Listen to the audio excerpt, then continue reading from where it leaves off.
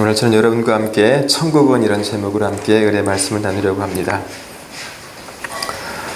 여러분, 천국은 어떤 곳일까요? 정말 천국은 어떠한 곳일까요? 어떤 사람이 천국에 갈 수 있을까요? 아마 모든 믿는 사람들의 목표는 천국에 들어가는 곳인데 우리 사람 중에는 정말 천국이 어떤 곳인지 분명하게 보고 온 사람이 많지 않습니다. 어쩌면 거의 없다고 할 수 있어요. 천국의 일부분을 본 사람은 있어도 장님이 코끼리를 만지듯이 천국을 본 사람이 있지 천국 전체를 본 사람은 아마 이 땅에서는 없을 것 같아요. 그래서 예수님께서는 정말 천국이 어떤 곳인지 천국을 알기 원하는 제자들에게 또는 많은 무리들에게 천국을 여러 가지 비유로 설명해 주셨습니다. 오늘 본문도 그러한 본문 중에 하나입니다. 천국은 1절에 이렇게 시작하죠. 천국이 어떤 곳인지를 주님이 설명하는 겁니다. 천국은 어떤 곳일까요? 오늘 본문은 이렇게 말씀합니다. 마치 품꾼을 얻어 포도원에 들여보내려고 이른 아침에 나간 집주인과 같으니. 천국이 어떤 곳일까요? 예수님께서는 천국이 어떤 곳이냐면 천국은 포도원 주인의 마음이다라고 설명합니다. 여러분, 포도원 주인의 마음이 어떤 것인데 주님이 천국은 포도원 주인의 마음이라고 했을까요? 여러분과 제가 정말 주님께서 말씀하시고 있는 오늘 이 천국이 어떤 것인지에 대해서 이 비유의 말씀을 통해서 여러분과 제게 주시는 하나님의 말씀을 듣기를 주의 이름으로 축원합니다. 여러분, 천국은 어떤 곳인지 주님이 말씀하시면서 천국이 포도원 주인과 같다고 했는데 이 포도원 주인의 마음입니다. 이 포도원 주인의 마음이 어떠한 것인지를 깨닫는 것인데 이것을 통해서 하나님께서 우리에게 주시는 메시지는 어떤 것일까요? 하나님이 과연 나에게 어떠한 것을 내가 깨닫기 원하실까요? 이 비유의 말씀을 통해서. 여러분, 이 비유의 말씀은 정말 어떻게 보면 너무너무 간단한 내용입니다. 또 여러분이 아마 많이 들어서 알 수 있을 것 같아요. 오늘 본문을 쭉 읽어보면 어떠한 내용이 있습니까? 포도원 주인이 하루 한 데나리온씩을 품꾼들과 약속해서 포도원에 들여보냈습니다. 이른 아침이라는 것은 해가 뜨는 시간으로 지금으로 한다면 6시라고 할 수 있어요. 이른 아침에 나가서 이 포도원에 일할 품꾼을 찾았습니다. 그리고 약속했어요. 내가 하루에 한 데나리온을 주겠다. 지금으로 말하면 하루 일꾼의 어떤 품삯이죠. 10만 원 또는 20만 원. 이 정도의 어떤 금액을 약속하고 와서 일을 하라고 했습니다. 그래서 이른 아침부터 일한 일꾼들이 있어요. 그런데 이 포도원 주인이 여전히 일꾼이 부족했는지 이른 아침뿐만 아니라 본문을 쭉 읽어보면 제3시에 이른 아침 이후에 3시간 지난 것입니다. 그래서 9시입니다. 3시에, 6시에, 그리고 9시에, 그리고 마지막에는 11시에. 지금으로 하면 아침 9시에 또 나가서 일꾼을 찾습니다. 이 품꾼에게는 하루 한 데나리온이 아니라 좀 늦게 시작했잖아요. 그래서 얼마인지는 정확히 모르지만 내가 상당하게 주리라. 어떻게 말하면 내가 너가 일한 만큼 주겠다고. 그러자 이 품꾼들이 내가 9시에 들어가지만 그래도 하루에 한 데나리온이면 그래 4분의 3 데나리온 정도 받겠구나 하고 들어간 거예요. 그런데 또 12시에 또 나가서 또 품꾼을 찾습니다. 그리고 내가 상당하게 주리라.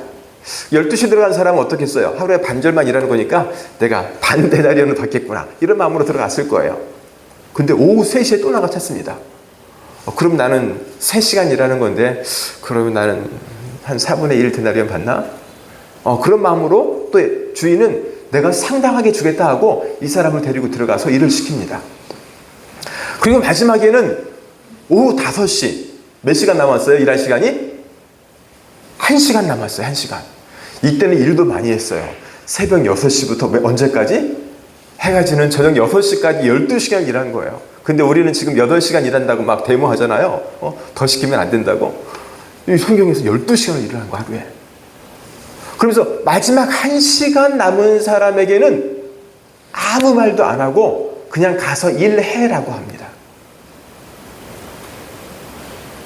그래서 이 마지막에 들어간 사람은 사실 얼마 받을지 몰라요. 그런데 그냥 자기한테 일을 주니까 그냥 그것에 감사한 마음으로 그냥 들어가서 일을 한 것으로 볼 수가 있어요. 그래서 마지막에 들어간 사람은 사실 얼마 받을지 몰라요.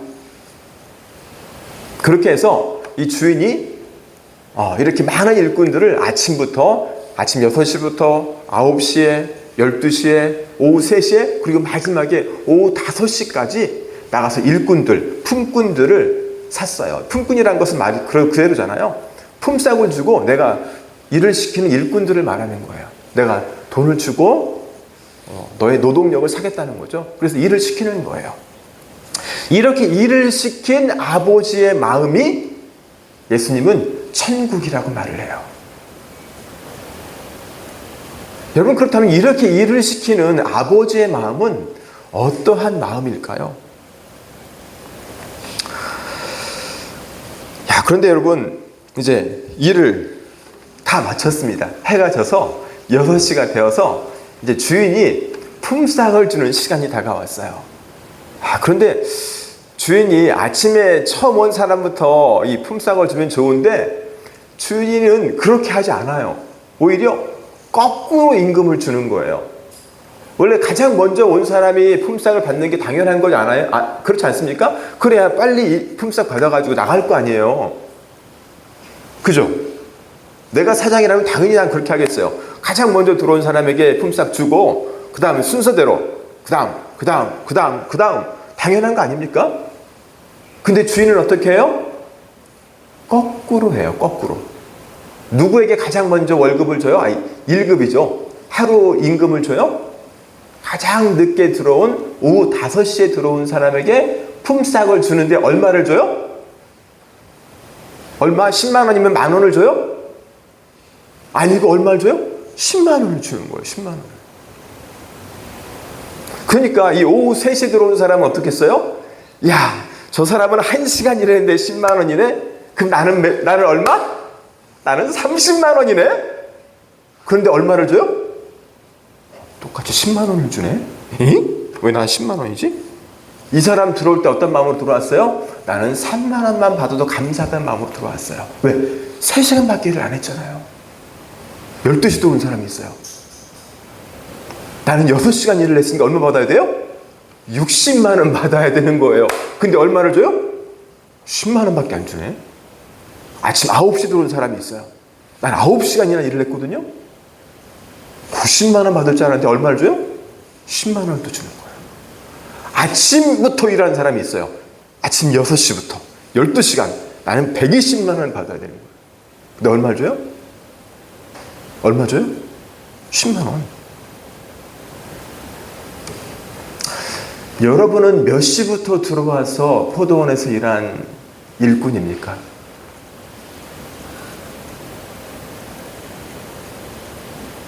여러분은 몇 시부터 포도원에 들어와서 일을 했어요?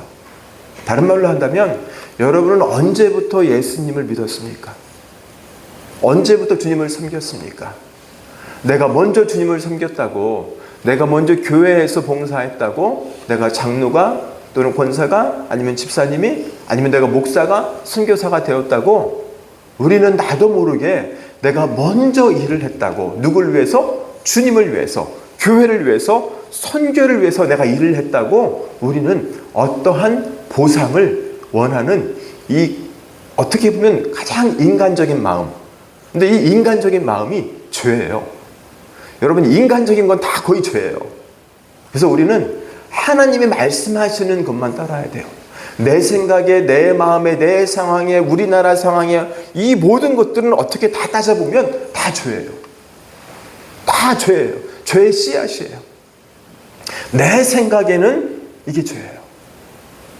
내가 보기에는, 내 경험으로는, 내가 알기로는 이런 것들이 우리는 우리의 죄성이라는 것을 분명히 알아야 합니다.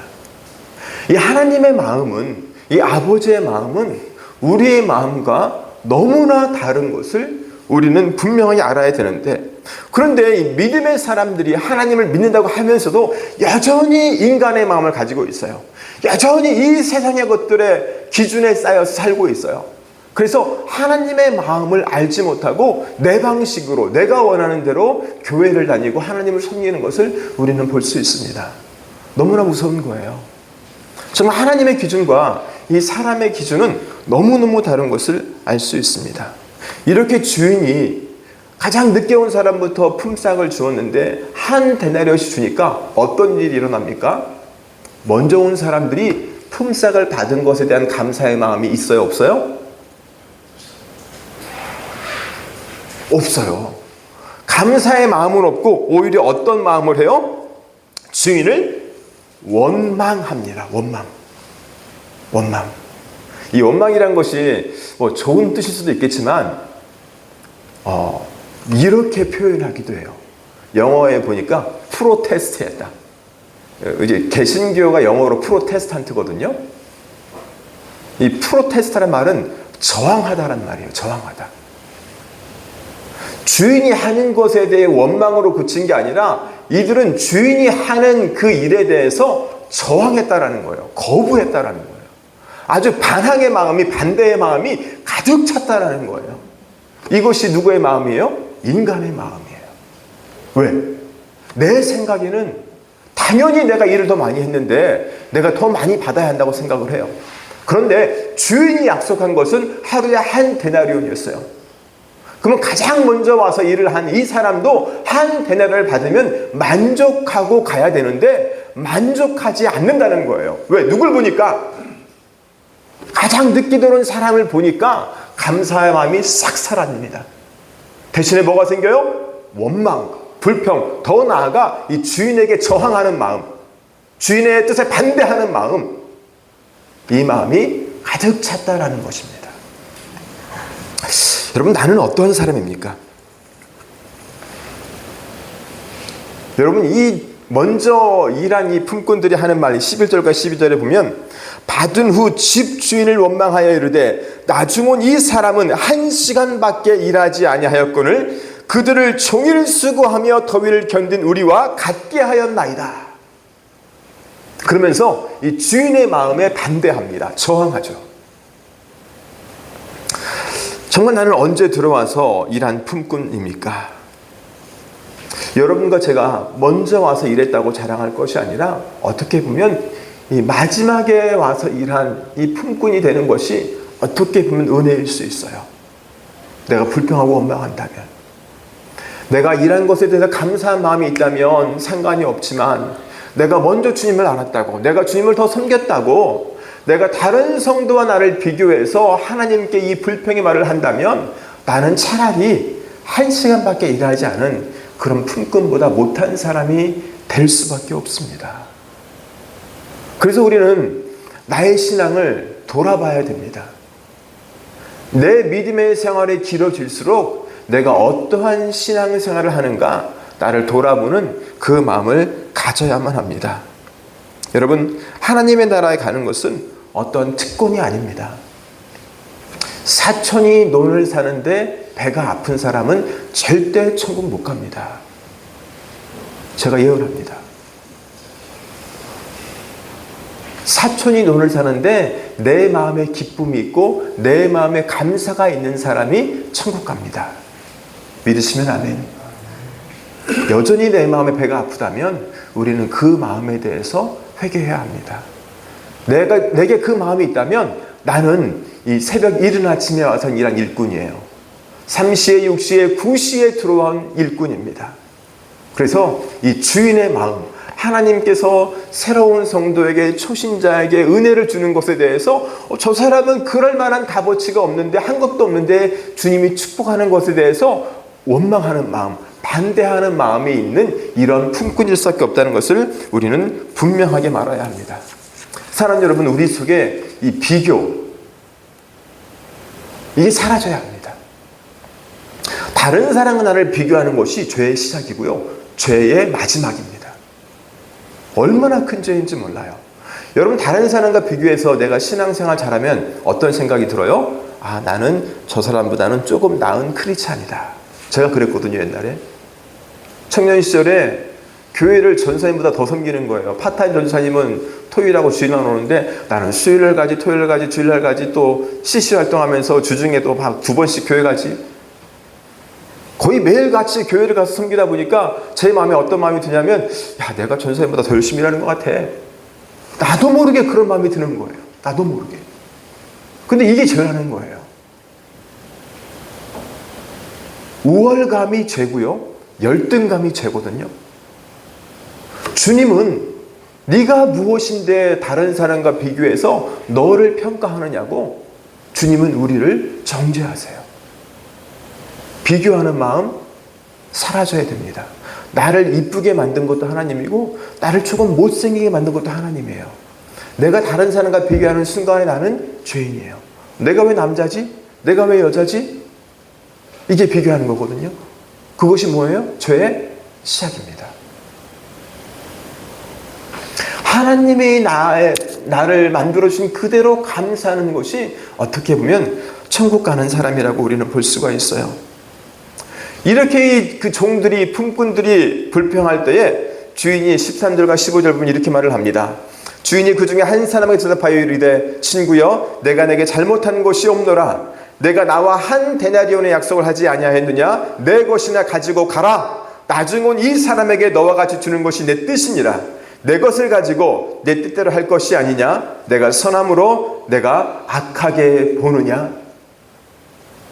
이 먼저 온 종들은요, 품꾼들은 하나님을 어떻게 봤어요? 하나님을 악하다 본 거예요. 주인을 악하다 본 거예요. 내 기준으로. 내 기준으로. 우리 신앙생활에 우리가 이렇게 신앙생활 할 때가 얼마나 많은지 알 수 없어요. 오늘 이 비유의 말씀의 결론이 이것입니다. 이렇게 말씀하셔서 주신 마지막 말씀이 16절에 이와 같이 나중된 자로서 먼저 되고 먼저 된 자로서 나중 되리라. 아멘.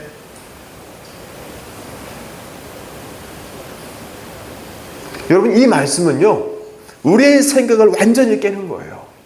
우리의 이성을 완전히 깨는 것이고 우리의 경험을 완전히 깨는 말씀입니다.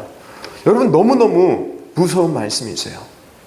개인으로 친다면 나중에 예수를 믿은 사람이 오랫동안 신앙생활한 사람보다 더 믿음 생활을 잘할 수 있고 천국에서 상이 더 크다고 할 수 있어요. 민족으로 한다면 이스라엘 민족보다 어떻게 보면 한국 민족이, 어떻게 보면 일본 민족이 더 구원받은 민족으로 잘 될 수 있다라는 말씀이에요. 여러분, 영어에서는 이런 말이 있습니다. First come, first served. 먼저 온 사람이 먼저 대접을 받습니다. 먼저 온 사람에게 우선권이 있습니다. 이런 말이에요. 상식처럼 되어 있어요. 그래서 우리는 줄을 서고 있는데 누가 끼어들면 좋아해요, 싫어해요? 당연히 싫어하죠. 왜 저런 사람이 막 앞에서 막 여기 나오려고 하잖아요. 자동차를 운전하면서 줄을 딱 가고 있는데 얼마나 줄이 길어요. 이쪽으로 가려고 오른쪽 가는데 줄이 쫙 서 있는데 우리는 실컷 서가지고 가고 있는데 중간에 다 갈 때쯤에 팍 차가 와가지고 팍 끼어들어.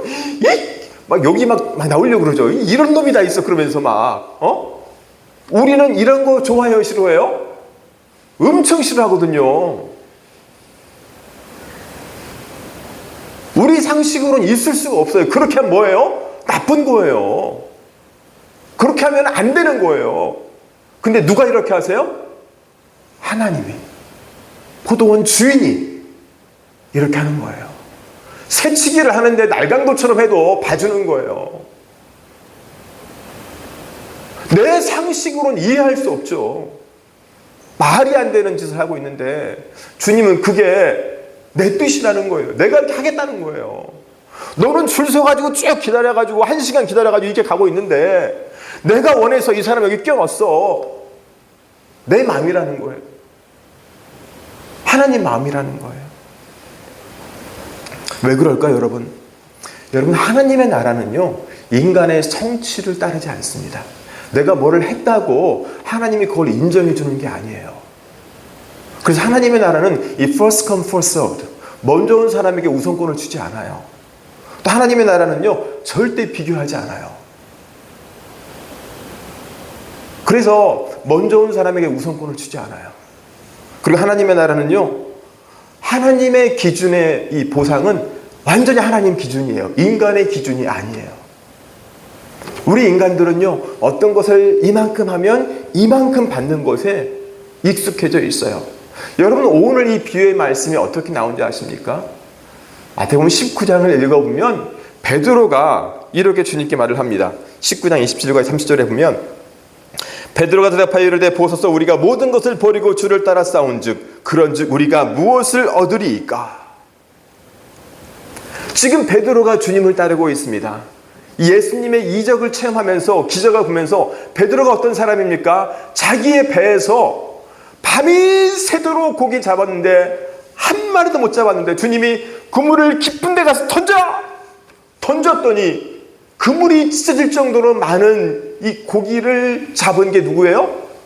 베드로예요. 그리고 주님을 따르기 시작했어요. 하나님의 은혜를 엄청 체험한 사람이죠. 그런데 이 베드로의 마음에 어떤 마음이 있어요? 자기가 주님의 은혜를 체험한 것은 다 어디로 사라져 있고 지금 베드로의 관심이 뭐냐면 내가 주님을 이렇게 지금 열심히 섬기고 있는데 열심히 따르고 있는데 그러면 나의 보상은 무엇입니까? 내가 무엇을 얻으리이까? 관심이 어디가 있어요? 다른 데가 있는 걸 볼 수가 있어요.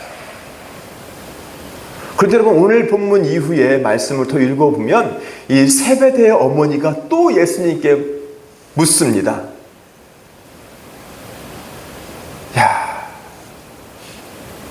예수님께서 이 야고보와 요한의 어머니에게 세베대의 아들의 어머니가 야고보와 요한의 어머니거든요. 베드로와 야고보, 요한 이 세 제자 중에 두 제자의 어머니인데 예수님께서 물었습니다. 마태복음 20장 21절에 보면 무엇을 원하느냐? 이르되 나의 이 두 아들을 주의 나라에서 하나는 주의 우편에 하나는 주의 좌편에 앉게 명하소서. 원하는 게 뭐예요? 여전히 세상의 관점으로 하나는 좌의정에 하나는 우의정에 앉혀주세요. 내 두 아들을 주님을 따르면서 천국에 들어가는 것에 감사하는 게 아니라 천국에 가서도 여기는 내 두 아들은 세상의 기준으로 가장 높은 위치에 앉혀주세요. 주님 다음으로. 주님이 킹이 되니까 주님 자리까지 엿볼 수 없고 그 다음으로 두 명 베드로도 제치고 그냥 자신의 두 아들만 거기 앉혀달래요. 좌우로 딱 앉혀달래요.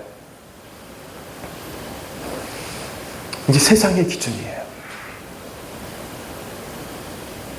혹시 나는 그렇게 예수님 믿지 않습니까? 주님 이것 좀 주세요.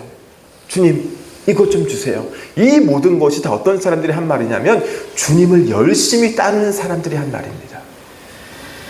그때 주님 말을 합니다. 천국에서 누가 높은 자 아니? 천국에서 높은 자는 다른 사람을 섬기는 사람이야.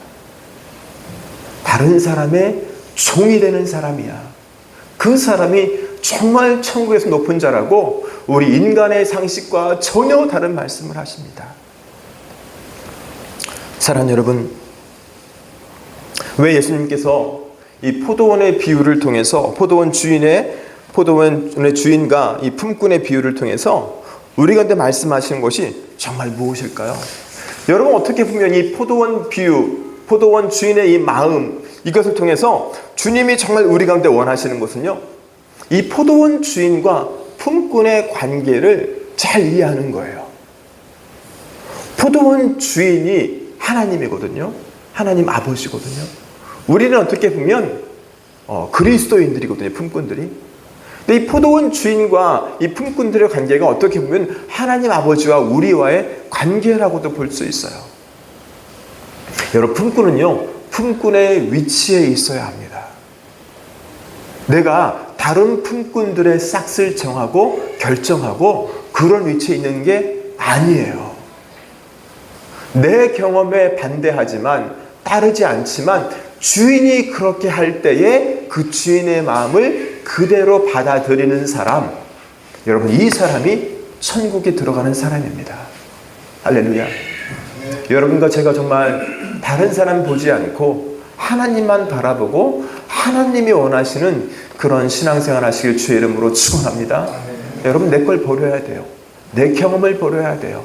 내 생각을 버려야 돼요.